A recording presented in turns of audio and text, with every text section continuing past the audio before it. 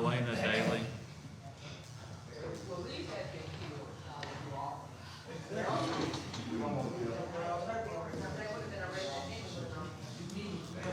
Hey guys, I'm trying to give, if it gets where we can't hear, we gotta end it. I understand.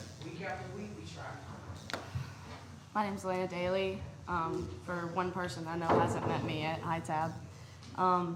I changed my whole speech tonight because I wanted to talk about this story. This is the origin story of the tail wagging the dog. The tail wagging the dog is an idiom that usually refers to something important or powerful being controlled by something less so. Its earliest use was in 1858 in the play Our American Cousin.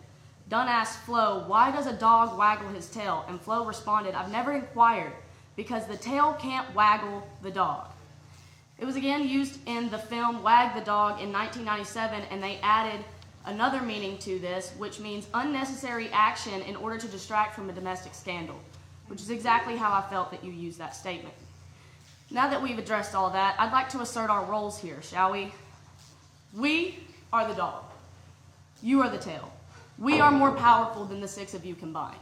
Always have been, always will be. We, the people. Understand? So now that that's out of the way, I have always been up here speaking, and the ones that have been here know that. Now is your chance to speak. I have one question for each of you individually. They are yes or no questions, or you can say no comment, which is some of your favorite things to say. But you don't have to answer, but it's a simple yes or no question that I'm asking each of you. We'll start with Mr. Pike. Do you believe that if a citizen comes up here and asks for permission to hold a unity protest and also ask for a police escort, that it should be granted to him on the basis of their rights to assemble? Yes, and as a matter of fact, you're talking about the march on Saturday. I sent an email in support. I can't control that. Absolutely. The council can't, but I don't know what accommodations were made or not. I'm not aware, but we actually didn't. We decided not to march because, from what I saw and what I heard, there was already units waiting on us to march, but they were not. You don't got a lot of me. Y'all probably ate too much because I was there. It was good, wasn't it? It was good cooking, y'all.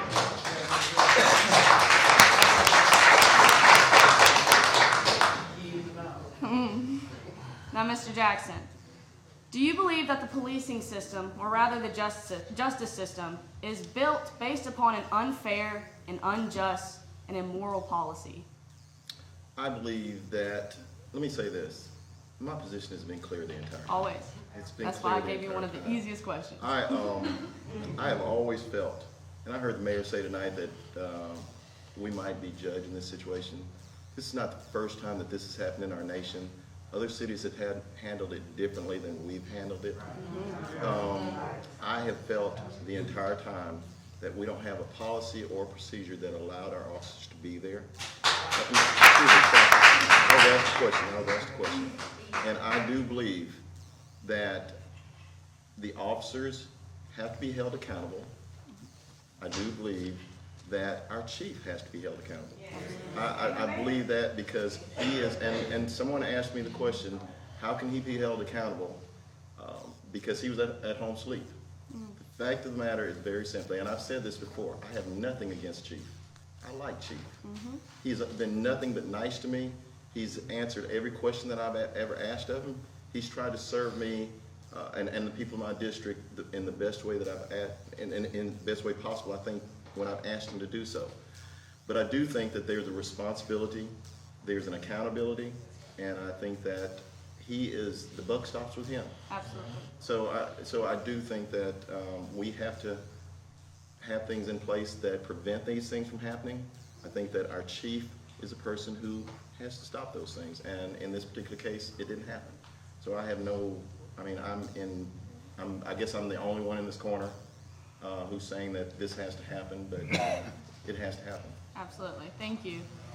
Mr. Ladner, as council president, do you believe that if an ongoing policing issue or an investigation is going on, that the chief of police should tell you, or at least be anxious to want to address this city at some point during a city council meeting?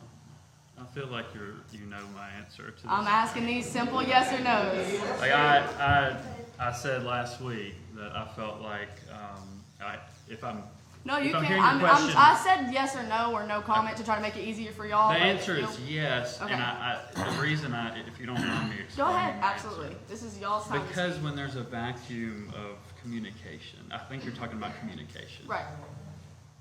It gets filled. I mean, I said this exact same thing last week. I'll say that at the end. But, I do think we failed with communication to the public. Absolutely. Yes. So, Mr. Mayor, if you knew that something like this could have happened before, because it did you ever prepare yourself for the consequences of your job if a tragedy like this happened? No, ma'am. Okay. That shows.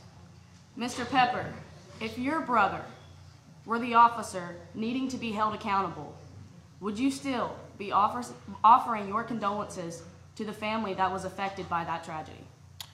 I'm not going to make any comments regarding my family. I was asking if you would. Let me pause here quick. I'm not going to make a comment regarding the situation, which I've been very vocal about. I'm not going to make a comment regarding the situation, no matter at any time at this moment in time until the police release their investigation, or release the information of the investigation. Let me speak. Hold on. Give me a second. For the love of God. It's over. Listen. Hey, But to answer your question, I'm listen. speaking Hey, to your question. everybody listen for Just 1 I'll second. just ask We if you would listen. still say sorry that they're going. Miss Daly, can I interrupt you We just were a second? Hey, I'm about to have to end the meeting if we can't continue. I want everybody to speak. I actually want to hear from our next speaker more than anybody, is Mr. Eccles.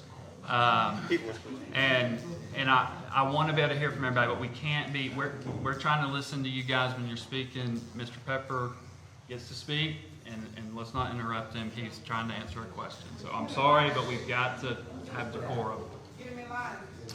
All right, Now, I appreciate you guys, coming up here and I'm answering not the question. kidding. We're gonna end the meeting if you don't Guys, stop. he is trying to answer my question now, so if we could just, for a second. Go ahead. Again, like I said, I do appreciate your question. I think any question that anybody brings up here is a very important question, which is why we allow the individual. This is why the public's allowed to do this, so they can ask us the questions that they want answered. Whether we can answer them or not, whether we choose to answer them or not, is up to us in this situation. Right. And personally, I'm not going to answer any question regarding that matter. And also in the situation, I don't think it's right to bring my family in the situation. Yes, I'm sure you're aware that my brother is a sheriff's deputy. And in this situation, I don't see why we drag him into the situation. He has nothing to do with the situation. But with that being said, like I said, I'm not going to answer any question regarding this matter. Okay. All right. Way to take the question out of context. But Mr. McMasters, as a police liaison, would you be willing to work with this community to form a new and improved citizen review board for this police department? And would you make sure that their powers were fair and transparent? Absolutely. Thank you. Absolutely. I'm going to go ahead and say, I know I had 3 minutes, but I had to say this afterwards. I didn't expect all of you to have something to say. I thought you would either yes or no or no comment. I'm wrapping it. After all of you answered, a lot of people did want to hear what you have to say. I can't address the police chief, so I'm just going to ask this question to everyone in the room and let everyone sit on it. How many more times do we as citizens have to beg that our officers get more training before that happens? How many more times does a family have to grieve the loss of a loved one due to what's supposed to be a peacekeeping system? On top of that, how much more will it take before enough is enough for each and every single one of you? On top of all this, how many more people have to die in this country, this state, this city, before we decide to rip out the old ways because they don't work and add in new people, new policies, and an even more of an understanding between the two lines? Prolonged justice does not damage my cause because I'm not just here for justice. I'm here to invoke change. Once these cases are settled, you won't be seeing a lot of these faces, but I can promise you that I've now dedicated my life to this. You will not stop seeing my face until I know that my 2 children will grow up in a safer city. Thank you.